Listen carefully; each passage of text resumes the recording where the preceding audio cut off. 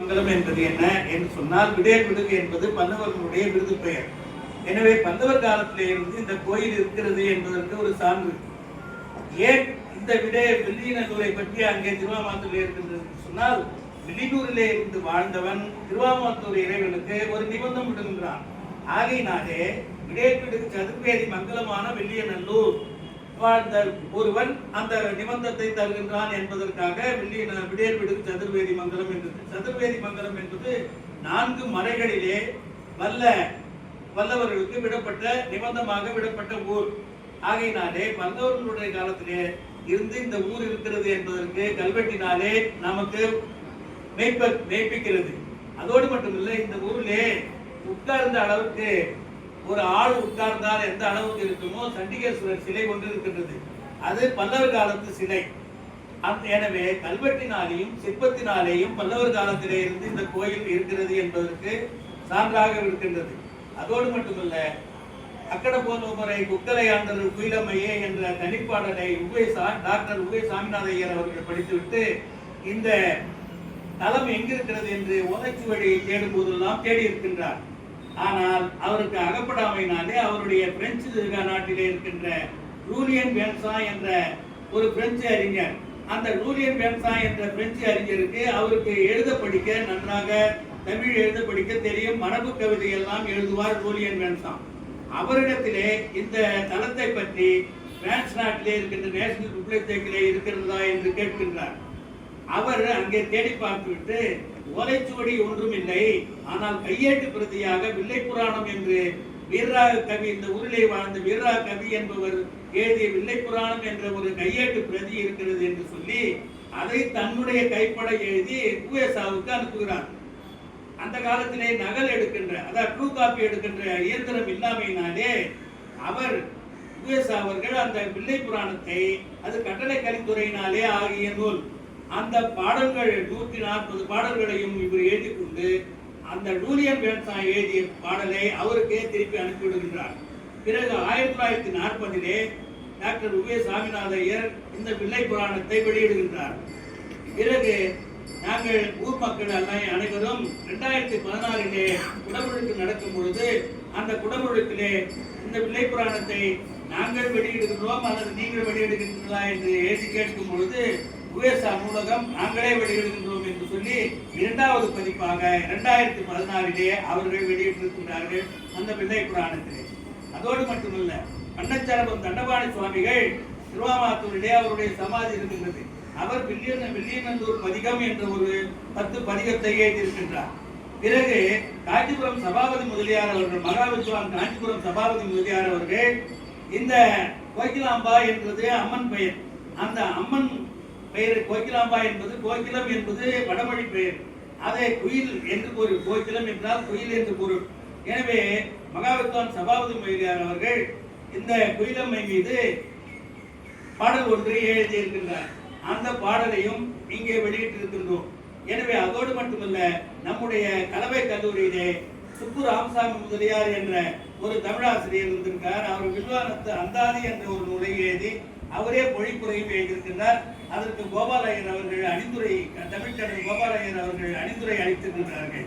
அதுவும் 1980 இந்த வெளியிட்டு இந்த தளத்திலே வெளியிட்டோம். இதுவல்லாமல் நம்முடைய உவேசா அவர்களுடைய மாணவர் பிரெஞ்சு பண்பாட்டு கழகத்திலே பீமு சுப்பிரமணிய ஐயர் என்பவர், அவர் ஆய்வு பகுதியிலே இருந்தார்.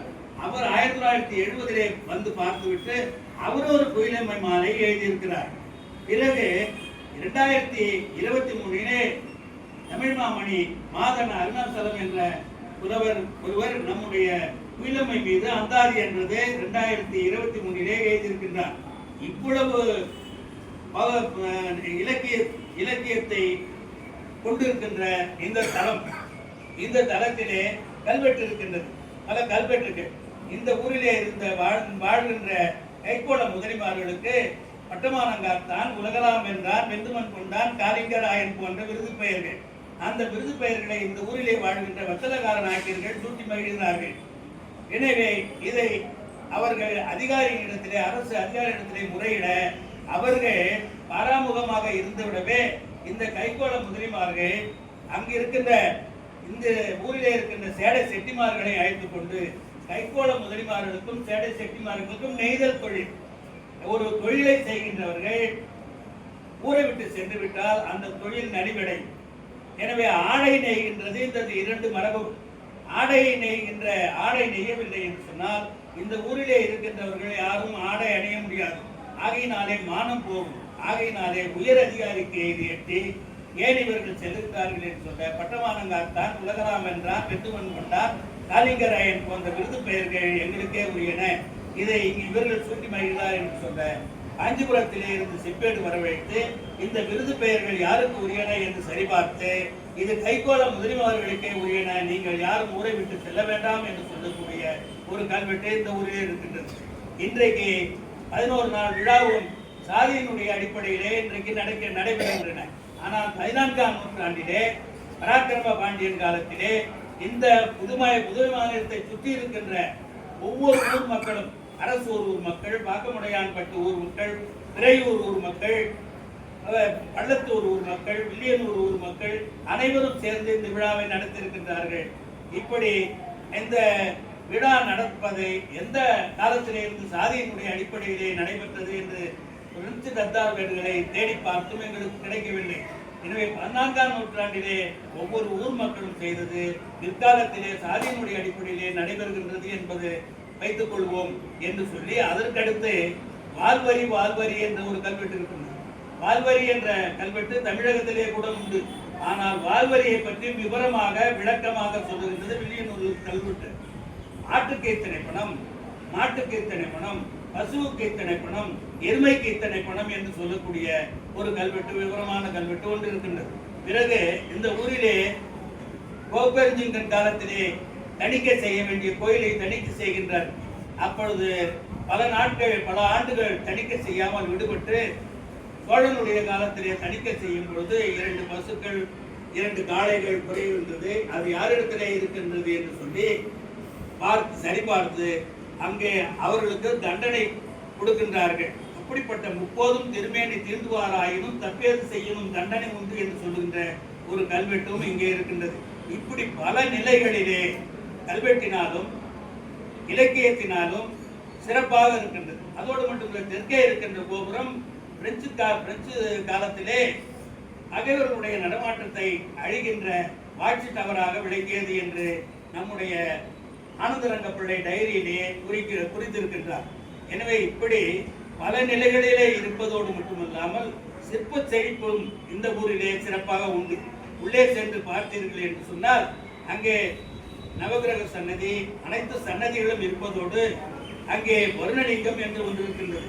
மழை பொழியாத காலத்திலே, மழை பொய்த்து விட்ட காலத்திலே அந்த வருணலிங்கத்தில் முழுமையும் நீர் நிரப்பி பிறகு பல அர்ச்சனைகள் செய்து இருக்கின்ற ஒரு வருணலிங்கம் என்று ஒன்று இருக்கிறது. பிறகு நம்முடைய முத்துக்குமாரசாமி பிள்ளை தமிழ் என்ற அந்த ஆறுமுக கடவுளுக்கு பக்கத்திலே 1008 லிங்கத்தை ஒரே நேரத்திலே வானத்திலே 1008 லிங்கம் இருக்கின்றது. ஒரே நேரத்திலே நீங்கள் 1008 லிங்கத்தை தரிசனம் செய்து விட்டீர்கள் என்ற சகசர லிங்கம் ஒன்று இருக்கின்றது. பிறகு இங்கே பிரசவ நந்தி என்று ஒன்று இருக்கின்றது. அந்த பிரசவ காலத்திலே அந்த நந்தியை திருப்பி வைத்து விட்டு சென்றோம் என்று சொன்னால் அந்த சுகப்பிரசவமான பிற்பாடு மறுபடியும் நல்லபடியாக வைத்து அதற்கு அர்ச்சனையும் தீபாராதனையும் செய்தோம் என்று சொன்னால் நல்ல சுகப்பிரசவம் என்ற பிரசவ நந்தி இருக்கின்றது. பிறகு இங்கே உள்ளே செல்லும் பொழுது 14 கால் அலங்கார மண்டபம் ஒன்று இருக்கின்றது. அந்த 14 தூணும் ஒவ்வொரு விதமாக 16 விதமாக இருக்கின்றதை நீங்கள் பார்க்கலாம். ஒரு தூண் இருப்பது போன்று ஒரு தூண் இருக்காது. குதிரை வீரர்கள் இருக்கின்ற அந்த தூண் 14 தூண்களினாலே ஆன மண்டபம். அந்த 14 தூண்களும் இருக்கின்றது. ஒவ்வொரு தூணும் இருக்கின்ற மண்டபம் ஒவ்வொரு விதமாக இருக்கும். இப்படி சிற்பத்தினாலேயும் இலக்கியத்தினாலேயும் கல்வெட்டினாலேயும் சிறப்பான இந்த ஊரிலே இந்த தேர் இருக்கின்றதே, இந்த தேர் மிகவும் தேக்க மரத்தினாலே ஆனது. உரிமை நீங்கள் தமிழகத்திலே இருக்கின்ற ஆழித்தேர் என்று திருவாரூர் தேர் கூட அந்த பீடம் வரைக்கும் தான் இருக்கும். பிற்பாடு மேலே இருக்கின்ற அந்த வடிவம் தேர் வடிவத்தை அவங்க மூங்கிலாலையும் சவுக்க மரத்தினாலேயும் கட்டி அழகு செய்வார்கள். ஆனால் புதுவை மாநிலத்திலே இருக்கின்ற, புதுவை மாநிலத்தை சுற்றி இருக்கின்ற ஊரிலே இருக்கின்றது கடைசி வரைக்கும் இடத்தோடு இல்லாமல் அந்த கடைசி வரைக்கும் முழுமையாக அந்த கலசம் வரைக்கும் வடிவமைப்பு இருப்பது. இங்கே இந்த ஒவ்வொரு தேருக்கும் 3 தேருக்கும் 6 சக்கரங்கள் உண்டு. நீங்கள் பார்க்கலாம், பல ஊர்களிலே இருக்கின்ற தேர்களிலே 4 சக்கரம் தான் இருக்கும். இங்கே 6 சக்கரம் இருக்கும். ஏன் என்று சொன்னால் அந்த 6 சக்கரத்தினாலே அந்த பேலன்ஸ் என்று சொல்வார்கள், அது ஒழுங்காக அந்த சென்று சேருகின்ற இடத்துக்கு சேரும் என்பதற்காக 6 சக்கரம், நடுப்புற 2 சக்கரம். சின்ன தேருக்கு கூட 6 சக்கரங்கள் நீங்கள் பார்க்கலாம். உள்ளே ஒவ்வொரு பொம்மையும் இந்த அதற்காகத்தான் இந்த வடிவமைப்பை நானும் பிரெஞ்சு கல்வி இலாக்காவுடைய துணை இயக்குநராக இருந்த முருகேசன் பிள்ளை அவர்களும் தர்பாரணேஸ்வரர் கோயில் என்ற ஒரு நூலை எழுதினோம். அதில் இந்த தேர் வடிவத்தை, இந்த தேர் வடிவம் இந்த பீடத்தோடு நான் ஆழித்தேர் என்று திருவாரூரில் சொல்லுகிறார்களே, பெரிய தேர் என்று, அந்த தேர் என்ற அந்த தேர் கூடம் இது போன்ற வடிவத்தில் அமைப்பிலே இருக்காது.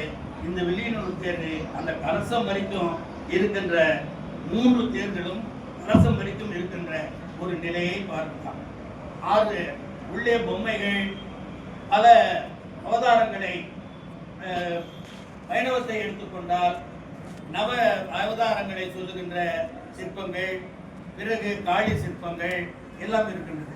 இந்த தேரை பற்றி சுனில் என்ற ஒரு அறிஞர் புதுச்சேரியில் இருக்கின்றவர் ஒரு நூலை எழுதியிருக்கின்றார் வில்லியனூர் தேரை பற்றி. அந்த வில்லியனூர் தேரில் இருக்கின்ற பொம்மைகளை பற்றியும் விரிவாக விளக்கமாக அவர் எழுதியிருக்கின்றார். பிறகு இந்த தேர் விபரத்தை பல கோயில்களிலே இருக்கின்றன, பல தேர் சிற்பங்களிலே இருக்கின்றன. இந்த தேர் விபரத்தை இப்போது நம்முடைய பொறியியல் வல்லுநர் நம்முடைய சரவண பிரபு அவர்கள் விளக்கமாக விரிவாக சொல்லுவார்கள். ஆனால் அவர் சிறந்த விற்பனர். 2வது அவருடைய ஆர்வம் பாராட்டக்கூடியது. பல நிலைகளிலே அவர் ஒவ்வொரு ஊராக சென்று அந்த சிற்பங்கள், துர்கை, பிறகு ஜேஷ்டாதேவி, சப்தமாதர் போன்றவற்றையெல்லாம் தன்னுடைய கைபேசியிலே சேகரித்து அதில் தொல்லியலிலே மிகவும் ஆர்வமாக இருக்கின்ற ஒரு இளைஞர். அவர் வாழ்க வளர்க என்று சொல்லி நிறைவு செய்கிறேன். நன்றி, வணக்கம்.